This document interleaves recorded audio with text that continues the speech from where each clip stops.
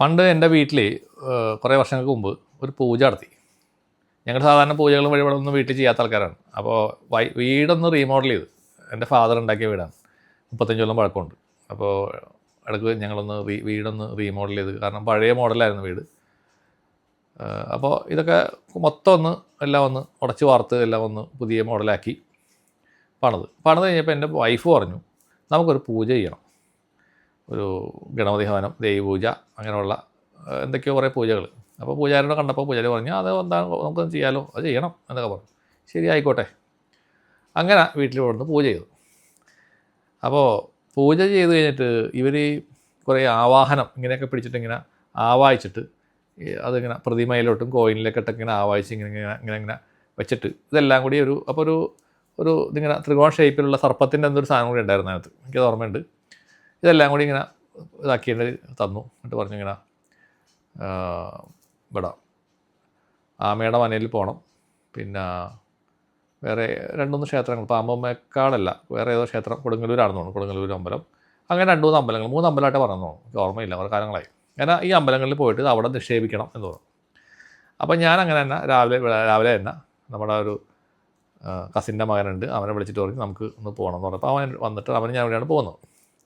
അങ്ങനെ ഞങ്ങൾ ഇവിടെ നിന്ന് അമ്പലത്തിൽ പോയി, അടുത്ത അമ്പലത്തിൽ പോയി. അങ്ങനെ ഇത് ആമയുടെ ചെന്നപ്പോൾ ഈ സർപ്പത്തിൻ്റെ ഈ ഒരു സാധനം എന്താണെന്ന് അറിഞ്ഞൂടാ, ഇതിങ്ങനെ ത്രികോണ ഷേപ്പിലുള്ളൊരു സാധനമാണ്, അതായിട്ട് അങ്ങനെ ചെന്നു. അപ്പോൾ അവിടെ ചോദിച്ച് എന്തിനാണെന്ന് ചോദിച്ചപ്പോൾ പറഞ്ഞു, ഇന്ന സംഭവം സമർപ്പിക്കാനാണെന്ന് പറഞ്ഞപ്പോൾ അതിന് പ്രത്യേകം പൈസയൊക്കെ ഉണ്ട്, അതൊക്കെ കൊടുത്ത് അതുകൊണ്ട്. പക്ഷേ അകത്തോട്ട് ഈ സാധനം കൊണ്ട് കയറി കഴിഞ്ഞപ്പോൾ എനിക്ക് എന്തോ ഒരു വല്ലാത്ത ഒരു അസ്വസ്ഥത അതിനു മുമ്പ് തന്നെ ഉണ്ട്. 2ാമത്തെ അമ്പലത്തിൽ പോയപ്പോൾ തുടങ്ങിയതാണത്. എന്തൊക്കെയോ ബുദ്ധിമുട്ടുകൾ എനിക്ക് തോന്നി. അത് കഴിഞ്ഞ് അവിടെ അത് കൊണ്ടുവന്ന് സമർപ്പിച്ച് പോന്നിട്ട് എനിക്ക് ഭയങ്കര ഒരു അൺഹാപ്പി ആയിരുന്നു ഞാൻ. നമുക്കൊരു സാറ്റിസ്ഫൈഡ് അല്ല എന്ന് വെച്ചാൽ അമ്പലത്തിൽ പോയി വരുമ്പോൾ നമുക്കൊരു സംതൃപ്തി ഉണ്ടാവുമല്ലോ, നമുക്കൊരു സന്തോഷം വരുമല്ലോ, അന്നുണ്ടായില്ല. അത് മാത്രമല്ല നെഗറ്റിവിറ്റിയാണ് എനിക്ക് ഫീൽ ചെയ്തത്. അപ്പോൾ ഞാൻ ഇതും കഴിഞ്ഞ് വീട്ടിൽ തിരിച്ചെത്തിയപ്പോഴും ഭയങ്കര മൂടോട്ടായിരുന്നു എനിക്ക്, ഭയങ്കര ഒരു നെഗറ്റീവായ എനർജി എനിക്ക് ഫീൽ ചെയ്യേണ്ടായിരുന്നു വീട്ടിലൊന്ന് കയറിയപ്പോഴും.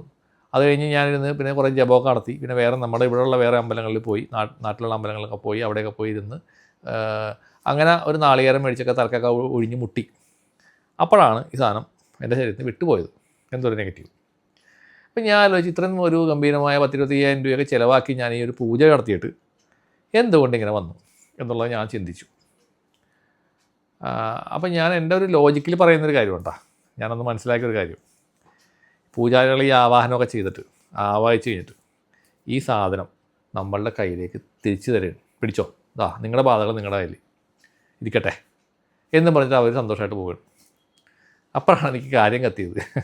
അതായത് ആവാഹിച്ചെടുക്കുന്ന സാധനം ശരിക്കും പറഞ്ഞു കഴിഞ്ഞാൽ പൂജാരികൾ തന്നെ കൊണ്ടുപോകണം. അവർ കൊണ്ടുപോയി അവരാണ് സമർപ്പിക്കേണ്ടത്. കാരണം ഇതിനെപ്പറ്റി നമുക്ക് ധാരണയില്ല, അറിവില്ല, എന്താണ് ചെയ്യേണ്ടതെന്ന് നമുക്കറിയത്തില്ല, ഇതിന് വേണ്ടുന്ന കൊണ്ടുപോകുമ്പോൾ വേണ്ട പ്രൊട്ടക്ഷൻ എന്താണ് അതൊന്നും നമുക്കറിയത്തില്ല. അവർ യഥാവിധി കാര്യങ്ങൾ, അവർ പഠിച്ച വിദ്യകൾ അവർ ചെയ്യുന്നു, അത് തന്നെ നമ്മൾ പറയുന്നു, അല്ലേ? അവർക്കും അതിനെപ്പറ്റി വലിയ അറിവൊന്നും ഉണ്ടാകുന്ന എനിക്ക് തോന്നണം കേട്ടോ.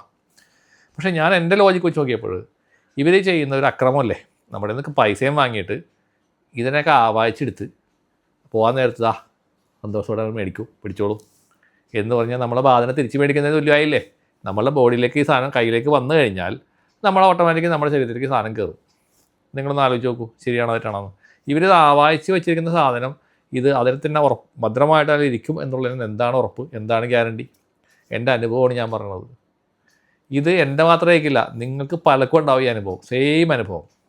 അപ്പോൾ ഞാൻ ഇതിനെപ്പറ്റി വേറൊരു ആളുടെ സംസാരിച്ചു, ഈ ഇങ്ങനെയുള്ള കാര്യക്രമങ്ങൾ ചെയ്യുന്ന ഒരാൾ സംസാരിച്ചപ്പോൾ അദ്ദേഹം എന്നോട് പറഞ്ഞ് അവർ ചെയ്യണത് ശരിയല്ല. അദ്ദേഹം ഇതുപോലെ ഈ ഇങ്ങനെയുള്ള പൂജകളും പരിപാടിയൊക്കെ ചെയ്യുന്നതാണ്. പുള്ളി എന്താ ചെയ്യണമെന്ന് വെച്ച് കഴിഞ്ഞാൽ പുള്ളി ആവാഹിച്ചെടുക്കുന്ന സാധനം പുള്ളി തന്നെ കൊണ്ടുപോകും, സമർപ്പിക്കാൻ കൊണ്ടുപോകുന്നത് പുള്ളി തന്നെയാണ്, അദ്ദേഹം തന്നെയാണ്. അദ്ദേഹം കൊടുങ്ങല്ലൂർ അമ്പലത്തിലും പമ്മേക്കാവും അതുപോലുള്ള ക്ഷേത്രങ്ങളൊക്കെ പോയിട്ട് അദ്ദേഹം തന്നെ സമർപ്പിക്കും. കാരണം അത് ഭദ്രമായിട്ട് പൊതിഞ്ഞ് പുള്ളി വളരെ വളരെ കെയർഫുള്ളായിട്ട് വണ്ടിയൊക്കെ ഓടിച്ചിട്ടാണ് പോകുന്നത്. പുള്ളി പറയുമ്പോൾ പറയും ഇത് കൊണ്ടുപോകുമ്പോൾ ഭയങ്കര ഡേഞ്ചറാണ്, ഇതായിട്ട് പോകുമ്പോൾ ശ്രദ്ധിക്കണം എന്നൊക്കെ അദ്ദേഹം എന്ന് പറയുന്നത്. ഇപ്പോഴത്തെ ഇതല്ല കേട്ടോ, അനുഭവം കേട്ടോ, കുറേ കാലം മുന്നത്തെ കഥയാണ് ഞാൻ ഈ പറയണത്. പക്ഷേ എനിക്ക് ഈ ഒരു സംഗതി ദേവിയുടെ അനുഗ്രഹം കിട്ടിയപ്പോൾ, ഞാൻ ഈ മഹാകാളി ഹീലിംഗ് തുടങ്ങിയപ്പോഴാണ് വീണ്ടും ഞാനെപ്പറ്റി ചിന്തിച്ചത്. ഞാൻ ചെയ്യുന്ന പരിപാടിയും ഏതാണ്ട് അതൊക്കെ തന്നെയാണ്. നമ്മൾ ഇതിനെ ലൈറ്റിലേക്ക് പറഞ്ഞേക്കുന്നു, ഹീൽ ചെയ്ത് അതിനെ ലൈറ്റിലേക്ക് പറഞ്ഞേക്കുന്ന ഒരു ഭാഗമുണ്ട്, സോളിനാണ്. പക്ഷേ എല്ലാ ബാധകളെയും ലൈറ്റോട് പറഞ്ഞേക്കുന്നില്ല. ചിലതിനെ നമ്മൾ കല്ലിലേക്ക് ആവാഹിച്ച് മാറ്റുന്നുണ്ട്. നമ്മളിങ്ങനെ കാണിക്കുമ്പോൾ കല്ലിലേക്ക് ആ സാധനം കയറിയിരിക്കും, അത്രേ ഉള്ളൂ. അത് എനിക്കതിനുള്ള ഒരു ഗിഫ്റ്റ് ഉണ്ട്, ഒരു ദൈവം തന്നേക്കണ ഒരു എബിലിറ്റി. എൻ്റെ വിരലുകൾക്ക് ഭയങ്കര പവറാണ്, ഈ വിരലുകൾക്ക് ഭയങ്കര എനർജി ഉണ്ട് ഇതിനുള്ളിൽ. അത് പലരും പറയാറുണ്ട്, ഇങ്ങനെയൊക്കെ ഒന്ന് കാണിച്ചു കഴിഞ്ഞാൽ അവർക്ക് ഫീൽ ചെയ്യും. അതെനിക്ക് ദൈവം തന്നേക്കണ ഒരു ബ്ലെസ്സിങ് ആണ്. അപ്പോൾ നമ്മളതിങ്ങനെ കാണിക്കുമ്പോൾ അത് കല്ലിലോട്ട് കയറും, അത്രയേ ഉള്ളൂ. വേറെ മന്ത്രങ്ങളോ കാര്യങ്ങളോ അങ്ങനെ ഒരുപാട് സാധനങ്ങളൊന്നും ആവശ്യമില്ല. ഞാൻ പക്ഷേ ചില സാധനങ്ങൾ ഉപയോഗിക്കാറുണ്ട്. യഥാവിധി നമ്മുടെ സമ്പ്രദായത്തിലുള്ള 1-2 മന്ത്രങ്ങൾ ഞാൻ ഉപയോഗിക്കാറുണ്ട്. അത് ദേവി എൻ്റെ അടുത്ത് പറഞ്ഞപ്പോൾ ഞാൻ പഠിച്ചതാണ്, കഷ്ടപ്പെട്ട് പഠിച്ചതാണ്. എനിക്കങ്ങനെ മന്ത്രങ്ങളൊന്നും നാവിൽ പെട്ടെന്ന് വഴങ്ങില്ല. അത് എന്താണെന്ന് വെച്ചാൽ എനിക്കറിയാൻ പാടില്ല. അപ്പോൾ എപ്പോഴും ഞാൻ വിചാരിക്കും പാമരനായിട്ടിരിക്കുന്നതാണ് നല്ലത്, പണ്ഡിതനേക്കാളും നല്ലത് പാമരനാണെന്ന് ഞാൻ എപ്പോഴും ചിന്തിക്കാറുണ്ട്.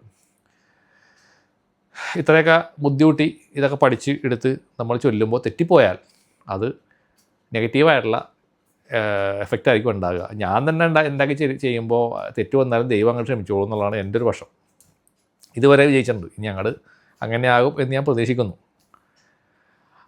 അപ്പോൾ ഇത് സാധാരണ നമ്മൾ ആവാഹിച്ച് നമ്മൾ എടുത്തു കഴിഞ്ഞാൽ നമ്മൾ കല്ലിലേക്കും എടുക്കാറുണ്ട്, കോയിനിലേക്ക് എടുക്കാറുണ്ട്. ആദ്യമൊക്കെ ഞാൻ നാളികേരത്തിലേക്ക് എടുക്കാറുണ്ടായിരുന്നു, തേങ്ങയിൽ. ഇപ്പോൾ ആ തേങ്ങയുടെ പരിപാടി നിർത്തി. ഇപ്പോൾ ഇങ്ങനെയാണ് ചെയ്യണം. അതിനത് യഥാവിധി എവിടെയാണ് സമർപ്പിക്കേണ്ടതെന്ന് വെച്ച് കഴിഞ്ഞാൽ അവിടെ കൊണ്ടുപോയിട്ട് നമ്മൾ പ്രകൃതിയിലേക്കാണ് സമർപ്പിക്കുക. അത് അന്നേരം നമുക്ക് ദേവി കാണിച്ചു തരുന്ന പോലെ ചെയ്യും. ചിലപ്പോൾ അമ്പലത്തിൽ പോയിരിക്കും, അവിടെ കൊണ്ടുപോയി സമർപ്പിക്കും. പല രീതിയിലാണ്. അങ്ങനെ ഇന്ന രീതിയിൽ നിന്നൊന്നുമില്ല, ഇങ്ങനെ സമ്പ്രദായമോ ഇന്ന സിസ്റ്റമോ അങ്ങനെയൊന്നും എനിക്കില്ല. എനിക്ക് എൻ്റേതായിട്ടുള്ള ഒരു ഓൺ മെത്തേഡുണ്ട്. അത് ദേവി കാണിച്ചു തരുന്ന മെത്തേഡാണ്. അതിൽ കൂടെയാണ് ഞാൻ സഞ്ചരിക്കുന്നത്. അല്ലാണ്ട് വേറെ ആൾക്ക് ഇത് പറഞ്ഞു കൊടുക്കാനും എനിക്ക് അറിഞ്ഞൂടാ, വേറെ ആൾക്ക് എന്നെ പഠിപ്പിക്കാനും പറ്റില്ല എൻ്റെ സിസ്റ്റം. കാരണം ഇത് ദേവി സ്വയം വന്നിട്ട് പഠിപ്പിച്ചു തന്നേക്കുന്ന ഒരു സംഭവമാണ്. അപ്പോൾ ഇതിനെപ്പറ്റി ഞാൻ മുമ്പത്തെ വീട്ടിൽ പറഞ്ഞിട്ടുണ്ട്. ദേവി രാത്രി കിടക്കുന്ന സമയത്ത് വന്നിട്ട് സ്വപ്നത്തിൽ വന്ന് സ്വപ്ന ദർശനം പോലെ വന്നിട്ട് ഈ എൻ്റെ മേത്തേക്ക് ഇങ്ങനെ ഷോക്ക് അടുപ്പിച്ചിട്ടാണ് ഈ സാധനം പവർ എനിക്ക് തന്നത്. കറണ്ട് അടിച്ചിട്ട് ഞാൻ ഇങ്ങനെ വരച്ചുകൊണ്ടേ ഇരിക്കുകയായിരുന്നു കുറേ സമയം. അതിന് ശേഷമാണ് ഇതിങ്ങനെ ചെയ്യാനുള്ള എൻ്റെ കൈകൾക്ക് ഒരു പവർ എനിക്ക് വന്നത്. അതിന് മുമ്പ് തന്നെ നിങ്ങൾക്കറിയാം, ഞാൻ 25 വർഷമായിട്ട് റേക്കിയുടെ ടീച്ചറാണ്, റേക്കിയുടെ മാസ്റ്ററാണ്, ഹീലറാണ്. ഇതെല്ലാ പ്രവർത്തനങ്ങളുമായിട്ടും പോയിരുന്ന ആൾ തന്നെയാണ്. പക്ഷേ നമുക്ക് അതിനേക്കാളും കൂടുതൽ ഹയർ ലെവലിലുള്ള ഒരു പവറാണ് എനിക്ക് ഇപ്പോൾ ഉള്ളത്. അപ്പോൾ ദേവി പറയണവരെ ചെയ്യും. അത് കഴിഞ്ഞാൽ നമ്മൾ അത് നിർത്തും. ഒന്നും അറിഞ്ഞൂടാ. എപ്പോഴാണോ ദേവി മതി മോനെ നിർത്തിക്കുക എന്ന് പറഞ്ഞാൽ നിർത്തും, അത്രയേ ഉള്ളൂ. അതിന് വേണ്ടിയിരിക്കുന്ന ആളല്ല, നിയോഗം കൊണ്ടിരിക്കുന്നതാണ്. അതാണ്. അതുകൊണ്ടതിന് ശേഷമാണ് ഞാൻ ഈ വീഡിയോ ഒക്കെ ചെയ്യാനുള്ള കാരണം, ഈ മീൻസ് യൂട്യൂബ് തുടങ്ങാനുള്ള കാരണം. അതിന് ഒരു നിമിത്തമായിട്ട് വിശ്വലത മാഡം വന്നു. അവരെന്നോട് പറഞ്ഞു വീഡിയോ തുടങ്ങും, ചാനൽ സ്റ്റാർട്ട് ചെയ്യുമെന്ന് പറഞ്ഞു. ആക്ച്വലി എനിക്ക് ഇതിനെപ്പറ്റി ഒരു ABC അറിയാത്ത ഒരാളായിരുന്നു, എങ്ങനെ ചെയ്യണം. ഇപ്പോഴും എനിക്ക് മുഴുവനായിട്ടും ഇതിൻ്റെ കാര്യങ്ങളൊന്നും അറിഞ്ഞൂടാ. വീഡിയോ പിടിക്കും, അപ്ലോഡ് ചെയ്യും, അത്രേ ഉള്ളൂ. അപ്പോൾ നമ്മൾ പറഞ്ഞു വന്നതാണ്, ഇങ്ങനെയുള്ള കുറേ കാര്യങ്ങളുണ്ട്. നിങ്ങൾ ആലോചിച്ചാൽ, നിങ്ങളുടെ ലോജിക്ക് വെച്ച് ആലോചിച്ച് കഴിഞ്ഞാൽ മനസ്സിലാക്കാവുന്ന കുറേ കാര്യങ്ങളാണ്. കാരണം ഒരുപാട് ആളുകൾ ഇപ്പോൾ സ്പിരിച്വാലിറ്റിയിലേക്ക് വരുന്നുണ്ട്. ഇതുപോലുള്ള കാര്യങ്ങളിലേക്ക് വന്ന് ഒരുപാട് പൈസ സ്പെൻഡ് ചെയ്യുന്നുണ്ട്, ഒത്തിരി പൈസ. അത് നിങ്ങൾ ആലോചിക്കാം, നിങ്ങൾ ജോലി ചെയ്തുണ്ടാക്കുന്ന പൈസ ചിലവ് ചെയ്യുമ്പോൾ നിങ്ങൾക്കൊരു ഗുണമുണ്ടോ എന്നുള്ളത് നിങ്ങൾ ചിന്തിക്കുക. അല്ലെങ്കിൽ വീണ്ടും വീണ്ടും നിങ്ങൾ മാറി മാറി ഓരോ ആൾക്കാരുടെ അടുത്ത് പോകുന്നു, ഓരോ സ്ഥലത്ത് പോയി പൂജ ചെയ്യുന്നു. ഇതിനകത്തൊക്കെ റിസൾട്ട് ഉണ്ടോ? നിങ്ങൾ ആ പൈസ ചിലവ് ചെയ്യുമ്പോൾ നിങ്ങൾ അധ്വാനിച്ചുണ്ടാക്കുന്ന പൈസയാണ്. ഇപ്പോൾ എൻ്റെ അടുത്ത് വരുമ്പോഴായാലും നിങ്ങൾ അത് ശ്രദ്ധിക്കുക. നിങ്ങൾ വന്നിട്ട് ഒരു പ്രാവശ്യം നോക്കുക, എങ്ങനെയുണ്ട്, ഞാൻ എൻ്റെ അടുത്ത് വന്നാൽ ഗുണമുണ്ടോ, അല്ലെങ്കിൽ നിങ്ങളുടെ പൈസ പോകുന്നുണ്ടോ എന്നുള്ളത് നോക്കിയിട്ട് മാത്രം വന്നാൽ മതി ഇങ്ങോട്ടേക്ക്. ഇപ്പോൾ ഫാമിലി മൊത്തം ചെയ്യണമെന്ന് പറഞ്ഞ് വരുന്ന ആൾക്കാരുണ്ട്. മിക്കവാറും ഞാൻ പറയും ഒരാളുടെ ചെയ്തു തരാം, നിങ്ങൾ 4 പേരെയും കൂടി ഒന്നിച്ച് ഞാൻ ചെയ്യൂല, ഒരാളുടെ ചെയ്തു തരും. നിങ്ങൾക്ക് റിസൾട്ട് നിങ്ങൾ നോക്കാം, നിങ്ങൾക്ക് ഗുണമുണ്ടോ എങ്കിൽ മാത്രം വന്നാൽ എന്ന് പറയും. അതിനകത്ത് ഒരു 2 പേര് മാത്രമേ വരാതിരുന്നിട്ടുള്ളൂ. ഇപ്പോൾ എനിക്ക് ഓർമ്മയിലുണ്ട്, നല്ല ഓർമ്മയിലുണ്ട്. 2 പേര് അവർ മാത്രം വന്നില്ല. ബാക്കി സകല ആൾക്കാരും വന്ന് അവർ ഫാമിലി അടക്കം ചെയ്തു പോയിട്ടുണ്ട്. 2 പേര് വരാത്ത എന്താണെന്നുള്ള എനിക്ക് അറിഞ്ഞൂടാ. അവർ അത് അണ്ടർസ്റ്റാൻഡിങ്ങിലുള്ള പ്രശ്നമാണോ എന്നുള്ളത് ഞാൻ അതിനെപ്പറ്റി ഒന്നും ചിന്തിക്കുന്നില്ല. ഞാൻ എൻ്റെ ജോലി ചെയ്ത് അങ്ങോട്ട് പോവുക. കാരണം കർമാസ് എന്ന് പറഞ്ഞ സാധനമുണ്ട് എല്ലാവർക്കും, നിങ്ങൾക്കുണ്ട്, എനിക്കുണ്ട്, എല്ലാവർക്കും ഉണ്ട്. ഈ കർമാസ് നിങ്ങൾക്ക് കൂടുതലാണ്, കർമ്മ പാക്കേജ് നിങ്ങൾക്ക് കൂടുതലാണെങ്കിൽ ചിലപ്പോൾ നല്ലത് കണ്ടാൽ ചിലപ്പോൾ തിരിച്ചറിയാൻ പറ്റില്ല, ചീത്ത കാര്യങ്ങളായിരിക്കും നിങ്ങൾക്ക് ഇഷ്ടപ്പെടുക. അങ്ങനെ കാര്യം ഉണ്ട്, അത്രേ പറയാനുള്ളൂ. അപ്പോൾ നിങ്ങൾ ഇതുപോലുള്ള കാര്യങ്ങൾ ചെയ്യുമ്പോൾ ശ്രദ്ധിക്കുക, പൈസ അനാവശ്യമായിട്ട് കളയാതിരിക്കുക. പിന്നെ പൈസ നിങ്ങളത് ഇഷ്ടം പോലെ ഉണ്ടാവും ചിലപ്പോൾ, പക്ഷേ എപ്പോഴും പൈസ നമ്മുടെ ഉണ്ടാവുമെന്ന് പ്രതീക്ഷിക്കരുത്.